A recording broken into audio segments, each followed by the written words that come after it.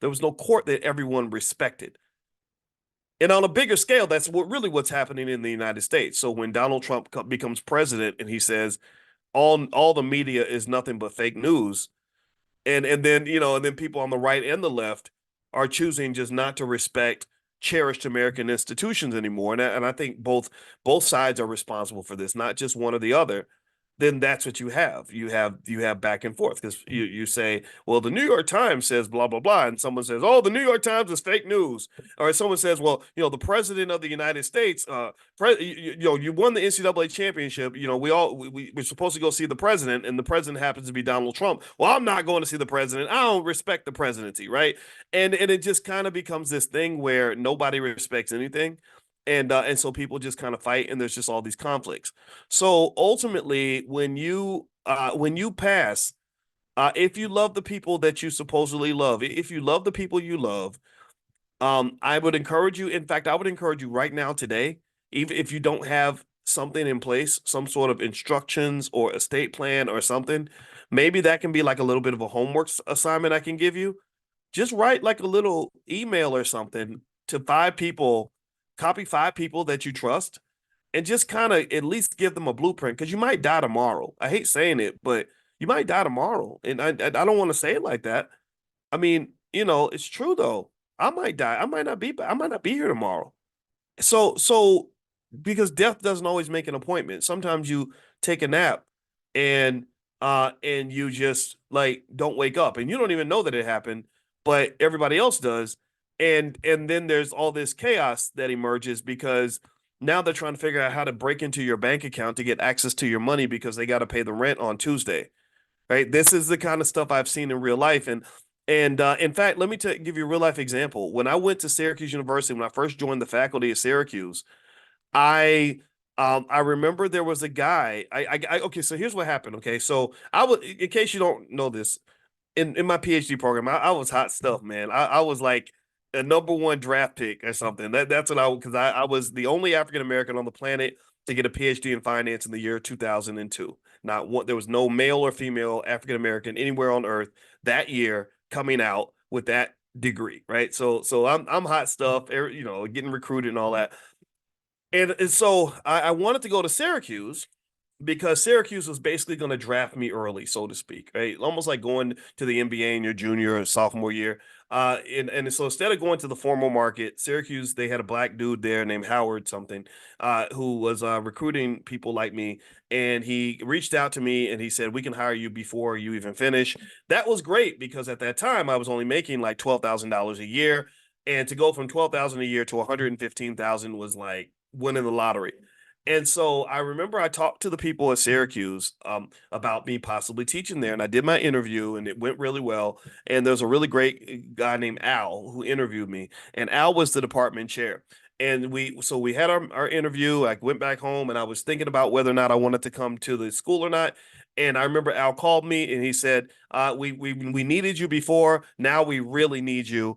And I was like, I don't know what that means, but okay, that sounds great. Everybody wants to be needed. And so, long story short, we ended up making a deal. Well, the reason that Al called me and said, we need you now more than ever, is because there was a guy that was on the faculty that was about maybe in his mid 40s.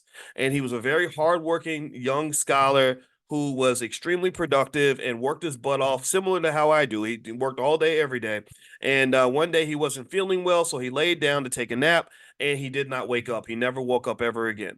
And so because he did not wake up, they suddenly had a void. Their basketball team was missing a player, and I was the guy. So they took his salary, gave it to me, brought me in, gave me his office, and so I moved into this office of this man who had literally died a couple of months before I arrived on campus.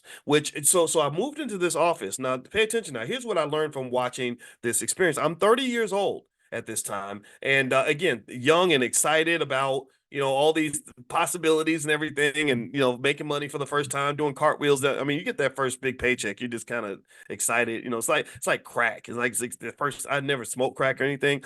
But and if I did, I probably wouldn't tell nobody. But I don't. Don't worry about it. And but it really makes you high. Like you really have a financial high, right? So I'm feeling really good about my life at the time, but at the same time, I'm reflecting on the situation I'm in. And as I move in my office, I noticed that nobody really cleaned the office out completely, and all and this guy, I don't know, I don't have his name in front of me. This poor guy. No one came in the office and cleaned out his stuff. It was like all this work he put in, all this the stuff he had that was so important. Like nobody, it wasn't important to anybody else. Like there were a million things happening. You know how it is in your life. How you have a million things happening that pretty much only you know about. Only you know how to connect all the dots. I got to talk to cousin Lucy and then go over and talk to the plumber and make sure I meet with the such and such and maybe y'all got to go meet with the side chick or whatever. You got all these things happening in your life, and only you have the yarn that can connect all these things. So nobody really thought, everybody's grieving him because he was a great guy and people loved him, but nobody thought, well, like, okay, let's go to his office and let's clean out all the files in his office. Nobody thought to do that. Why would you? Who cares? Now everything that you were working on is it's not important to anybody else but you a lot of times. And so all these projects, this man was working, he was a very productive scholar. He was working on probably 10 or 15 projects. He had open emails that he would email sequences where he's replying to people, half finished emails he was sending to people. And that made me really think about this, how sudden death is, right? How death, it doesn't make an appointment, and it comes in and it literally amputates your future. It literally just clean chop, right? Just imagine somebody coming in and just chopping a big machine, just chopping your leg off without worrying about how it feels, or it doesn't grind through your leg. It's just like chop. Like everything that you had going on, all the appointments you had, everything, all the dreams, hopes, everything you thought was going to happen next week, things you were worried about, ongoing battles you were having, loved ones that you're fighting with right now, all that's gone, done, over. Game is over. Bit like a buzzer, like a basketball game. When they blow that whistle, game is over.